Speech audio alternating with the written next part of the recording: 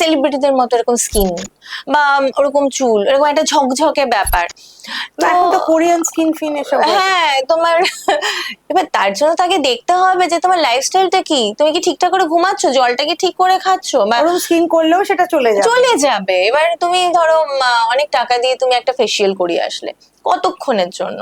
তোমার ভিতরে ধরো জিনিসপত্র এখনো পচে রয়েছে, সেটা ক্লিন হয়নি।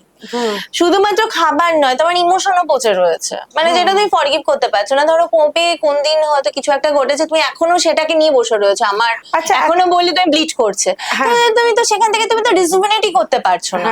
তো ফেস ইয়োগা তখনই আসবে যখন তুমি এই সমস্ত জিনিসগুলো থেকে বেরিয়ে আসবে। তো এটার জন্য লাইফস্টাইল। আর হ্যাঁ, ফেস ইয়োগা আছে তোমার টাইটেনিং করার জন্য, ফেস গ্লো বাড়ানোর জন্য, আমার ফ্যাট যেগুলো যেগুলো আমার দরকার নেই, ডাবল চিন। ডাবল চিন।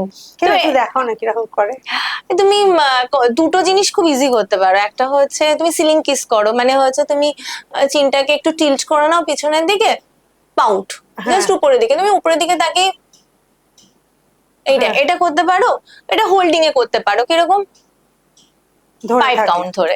তারপরে তুমি সাইড টু সাইড, মানে এইটা করতে পারো। এগুলো করলে তোমার এই যে আমাদের জ লাইনটাকে শার্প হবে, এবং আমার এই যে ডাবল চিনটা আছে, আরো অনেক রকম জিনিস রয়েছে, সেগুলো কেটে যাবে।